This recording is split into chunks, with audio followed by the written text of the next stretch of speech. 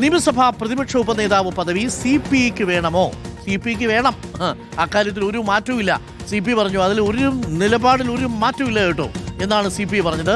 സംസ്ഥാന സെക്രട്ടറി ബിനോയ് വിശ്വം റിപ്പോർട്ടറിനോട് പറഞ്ഞു, തെരഞ്ഞെടുപ്പ് പരാജയത്തിൽ ആവശ്യമായ എല്ലാ തിരുത്തലുകളും പാർട്ടിക്കുള്ളിലുണ്ടാകും. ഇടതുപക്ഷ മൂല്യങ്ങളും കമ്മ്യൂണിസ്റ്റ് മൂല്യങ്ങളും ഉയർത്തിപ്പിടിക്കാനായിരിക്കും തിരുത്തലുകൾ. നേതൃയോഗങ്ങളിൽ വിമർശനങ്ങൾ സ്വാഭാവികമെന്നും ബിനോയ് വിശ്വം റിപ്പോർട്ടറിനോട് പറഞ്ഞു. കേൾക്കാം. ആവശ്യമായ എല്ലാ തിരുത്തലുകളും പാർട്ടിക്കകത്തുണ്ടാകും.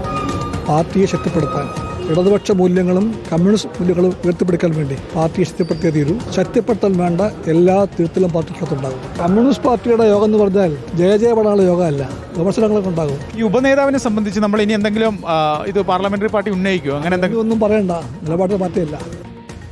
നിലപാടിൽ ഒരു മാറ്റവുമില്ല എന്നാണ് പാർട്ടി സെക്രട്ടറി പറഞ്ഞിരിക്കുന്നത്.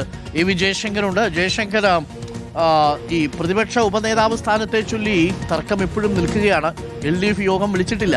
LDFിൻ്റെ സെക്രട്ടറി സ്ഥാനവും വിപ്പ് കാര്യത്തിലും തീരുമാനമായിട്ടില്ല. എന്തിനേറെ അടിയന്തര പ്രമേയം അവതരിപ്പിച്ചാൽ ഇറങ്ങിപ്പോകുന്നതടക്കമുള്ള കാര്യങ്ങളിൽ പോലും ഒരു കോർഡിനേഷൻ LDFിൽ ഇല്ല.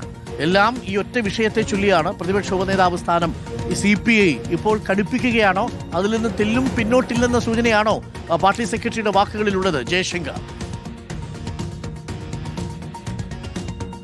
Good morning doctor Arun. ഇന്നലെ നമ്മൾ ബിനോയ് വിശ്വത്തെ കൊല്ലത്ത് വെച്ച് കണ്ടപ്പോൾ ആവർത്തിച്ച് ചോദിച്ചു ഈ പ്രതിപക്ഷ ഉപനേതാവ് സ്ഥാനം സംബന്ധിച്ച്. അദ്ദേഹം ഒറ്റ വാക്കിൽ കൃത്യമായൊരു മറുപടിയാണ് തന്നത്. നിലപാടിൽ ഒരു മാറ്റവുമില്ല. ആ നിലപാടിൽ ഒരു മാറ്റവുമില്ലെന്ന CPIയുടെ സംസ്ഥാന സെക്രട്ടറിയുടെ വാക്കുകളിൽ നിന്ന് നമ്മൾ വായിക്കണം, പഠിക്കണം. അതായത് ഉപനേതാവ്, പ്രതിപക്ഷ ഉപനേതാവ് പദം കിട്ടിയേ തീരൂ. അക്കാര്യത്തിൽ ഒരു വിട്ടുവീഴ്ചയ്ക്കുമില്ല. ആ വിട്ടുവീഴ്ച ഉണ്ടാകണമെങ്കിൽ ആ പദം കിട്ടണം. അക്കാര്യത്തിൽ മറ്റു തരത്തിലുള്ള ഒരു സെറ്റിൽമെൻറ്റും ഇല്ല എന്ന് തന്നെയാണ് അദ്ദേഹം ആവർത്തിച്ച് പറയുന്നത്.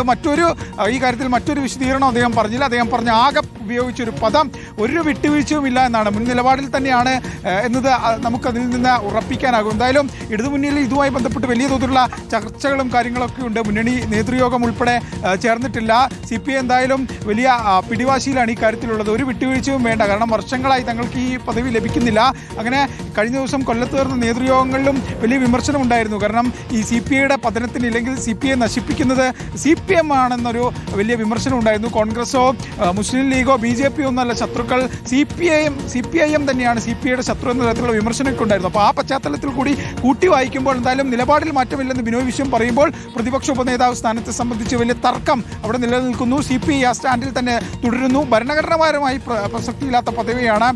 പ്രതിപക്ഷ നേതാവില്ലാത്ത ഘട്ടങ്ങളിൽ മാത്രം വരുന്ന കാര്യങ്ങൾ നിയന്ത്രിക്കേണ്ട ഒരു പദവി മാത്രമാണ്. വലിയ പ്രാധാന്യമുള്ള പദവിയില്ല, പക്ഷേ സാങ്കേതികമായി തങ്ങൾക്ക് ആ പദവി വേണമെന്ന് അവർ പറയുന്നു. ഒപ്പം തന്നെ തെരഞ്ഞെടുപ്പ് പരാജയത്തിലും കമ്മ്യൂണിസ്റ്റ് മൂല്യങ്ങൾ ഊന്നിക്കൊണ്ട് തിരുത്തലുകൾ പാർട്ടി വരുത്തുമെന്നും ബിനോയ് വിശ്വം വ്യക്തമാക്കുന്നുണ്ട്. Doctor, okay, thank you.